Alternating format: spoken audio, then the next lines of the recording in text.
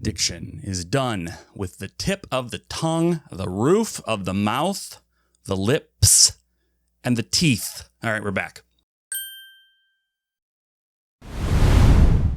Hey friends, it's Just the Gems. I'm Brandon. It is now the year 2025, which I don't know if you've been keeping track at home, but this is the most futuristic year that has ever been. It's crazy, right? 2025. Remember 2000? Remember Y2K? It was like so future. This is like even more. It's futurer. In the past, I sort of fancied myself as the kind of guy that would make realistic resolutions for the new year. Now, I know there's a lot of pushback on the idea of resolutions, and it's like, it's inauthentic and just be yourself and like don't put unrealistic pressures on yourself. The world is hard enough as it is, etc. And I'm sympathetic to that. But here's the thing. I still want to do it, I guess. I don't know. I want to set some goals for myself for the year 2025 and do my best to attain them. Are you with me? So to begin, I want to take a look back at my last resolution video. And let me just say, I think I suck at this. Okay, going back to that video, I think I had something like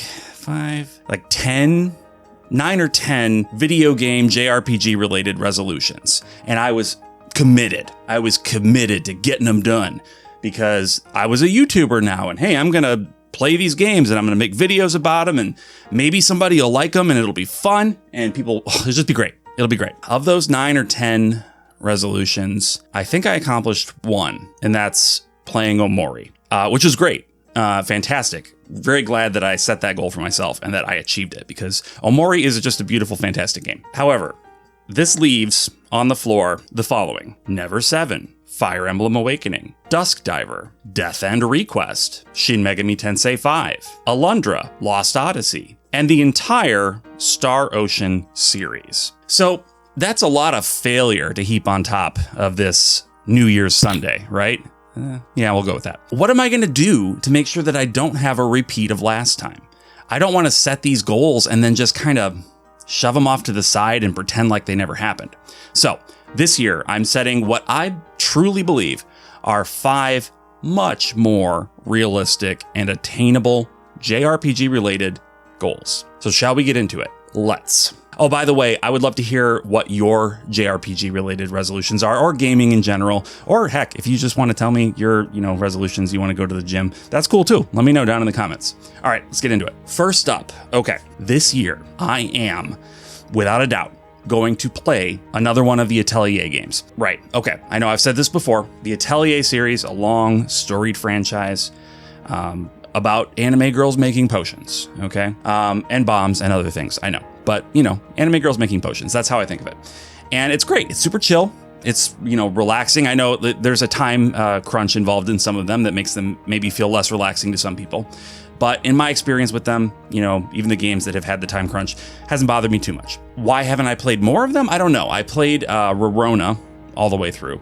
Enjoyed it. I started to play the first one, Iris, on the PS2. Was not really feeling it. Kind of put it aside. Never went back to it. So that's been it. I mean, I did technically start Tottori.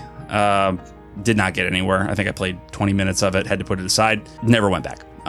So how do I achieve this goal when it seems like it's just difficult for me to do?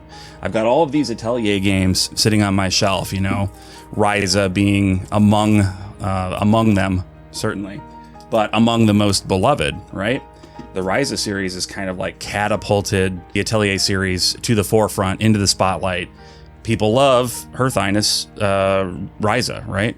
I don't know. I hesitate because I have a problem. I don't have a problem. I'm not as big of a fan of the lack of an English dub in the later entries in the series. That's a sticking point for me. It bugs me. Like, I would prefer to have them dubbed so that I'm having the same experience that the Japanese players had, being able to understand what the characters are saying, feel more connected to the performances and therefore the characters. Like, the English performance is really important. So I know there are plenty of Atelier games prior to this that did have English. I think even one of the PS4 entries did. I think they dropped it mid PS4. I don't know. Do you have any recommendations for an Atelier game let me know down in the comments in English dub, right?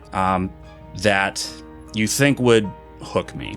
All right. Now, regardless of the backlog, I am planning on picking up and playing Atelier Yumiya this year because I would like to just be part of the conversation. I've never played these games, obviously, when they've come out, right? So I missed the discourse, whatever discourse there was, I wasn't part of it.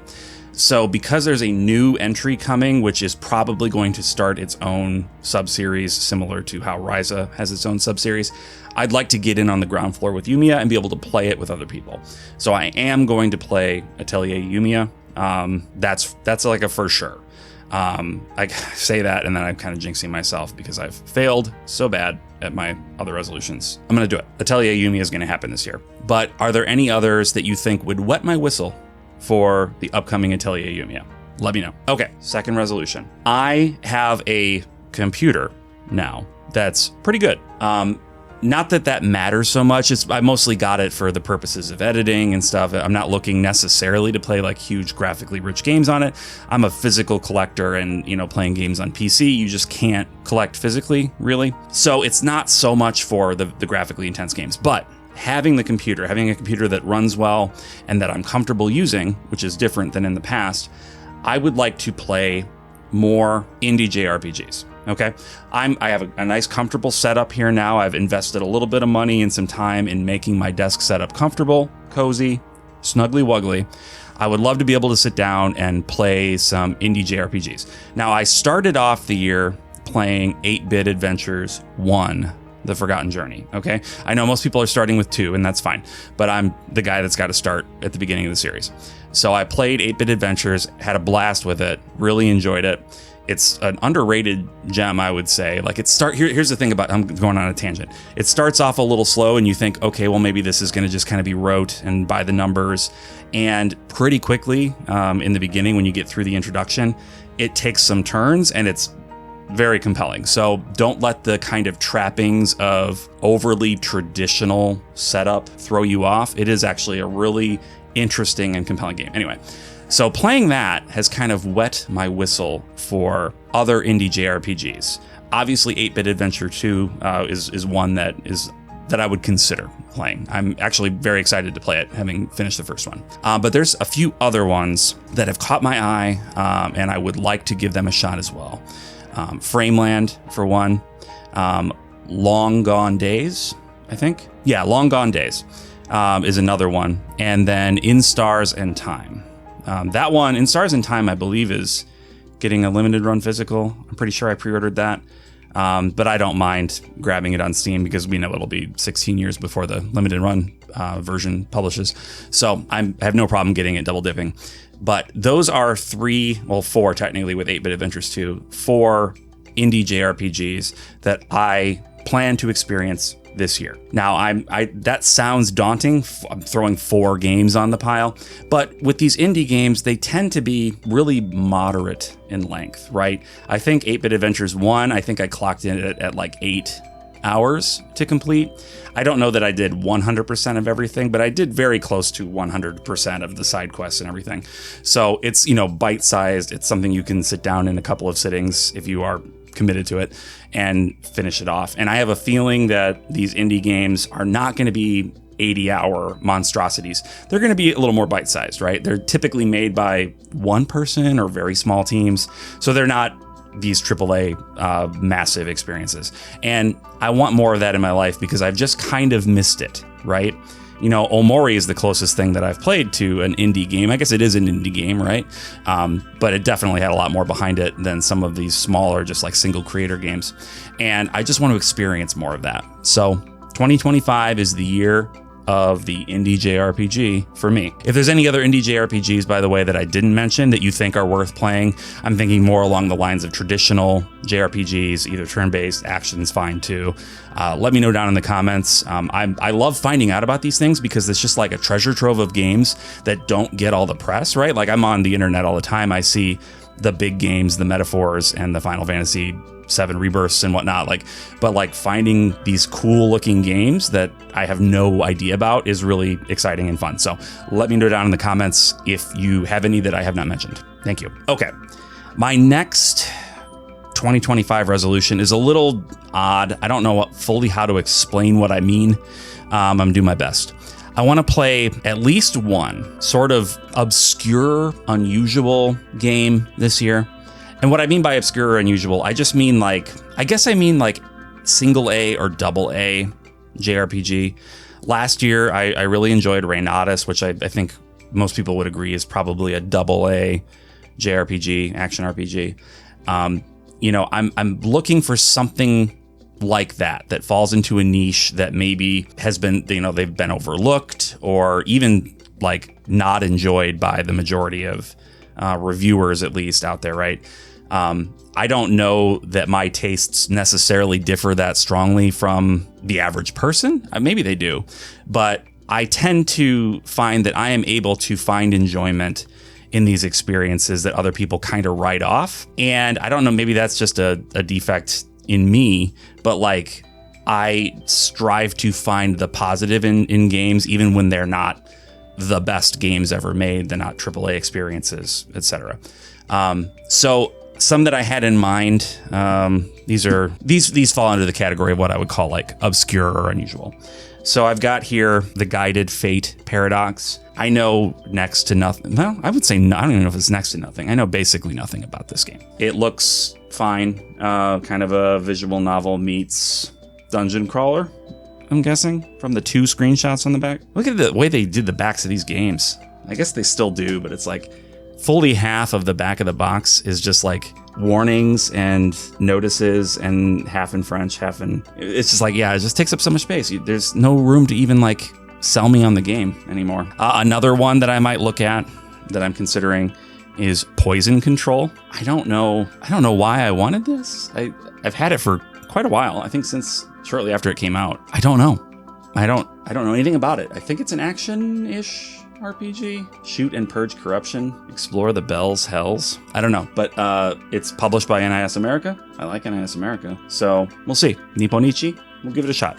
Maybe. Another one that I'm considering that I think is maybe not as obscure, but I would still say probably falls under the AA category would be Dusk Diver. I also have the sequel. Dusk Diver looks interesting, kind of a action RPG / type, like Persona type thing. I don't know if the gameplay is really like Persona, but some of the stylistic elements in it remind me a little bit of Persona. So that's another possibility. So I want to tackle an item from my backlog that falls under this sort of like, this is weird, right? Like this is kind of obscure. Nobody's talking about this game, especially not in the year 2025, right? But I don't even remember people talking about these games when they were new. So yes, I want to take on one obscure game from my collection. Okay, another one, and this one kind of feels like a gimme because I'm definitely gonna do this one. There's no question about it. I want to, my fourth resolution here, I want to catch up on at least 2 of the bigger 2024 releases that I missed. Okay, the first one, obviously, I have not played Metaphor yet. Good friend of mine and co-host on the JRPG Pursuit, Dala, he gave me this for Christmas. So I am very excited. I've been excited to play it, but I just didn't get around to it. And now I feel like I've just missed the boat. So Metaphor obviously is going to happen probably pretty early this year. It may be the next game I'm tackling, actually.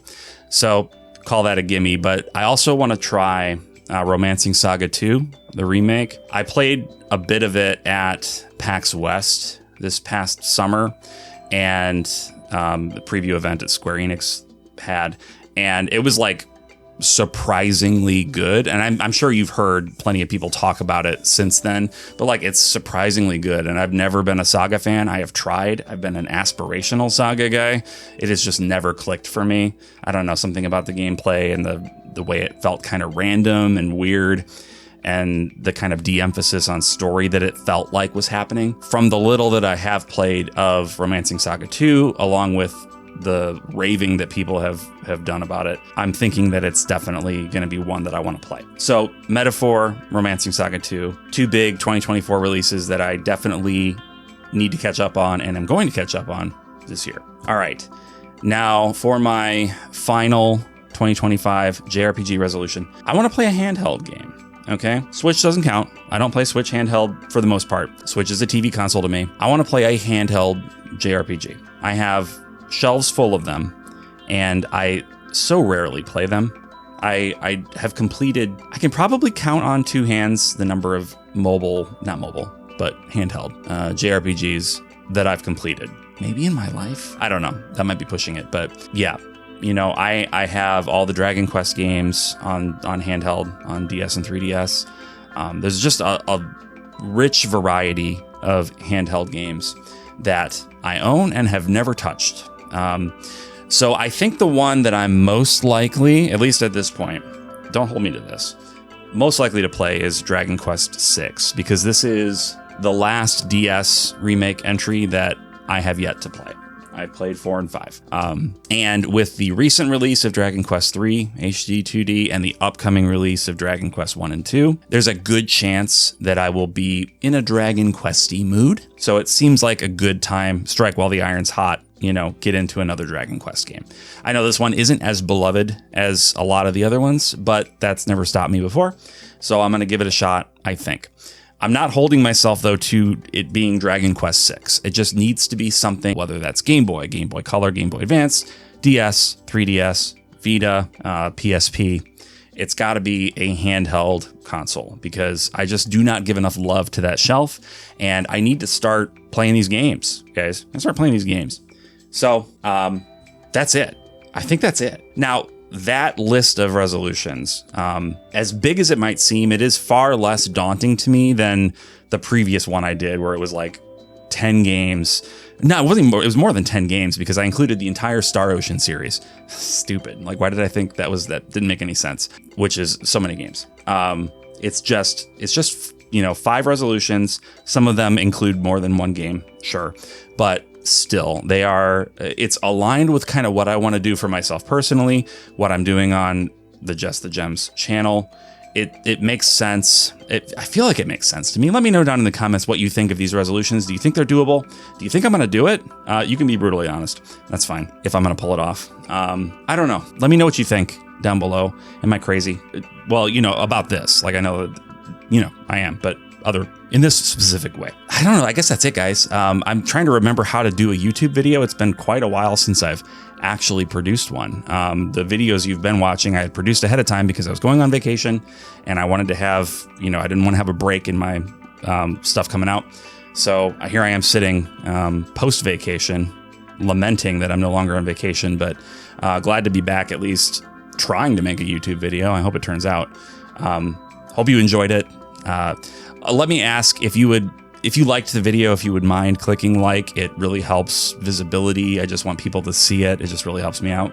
Also, if you aren't subscribed and you have watched multiple videos from me, I would really appreciate it if you would subscribe. If this is your first video, if this is your first Just the Gems video, good on you for sticking around for 20 minutes of me rambling about video games that I might never play. I'm going to play. But if this is your first video, don't feel like you need to subscribe. Like, I only really want you to subscribe if you think you're going to watch the stuff that I make, just because that's the way YouTube works, right? Like, if you subscribe and you decide, no, I don't really want to watch this stuff, that's bad for the algorithm. So, if you do like what I make, I really hope that you would consider subscribing.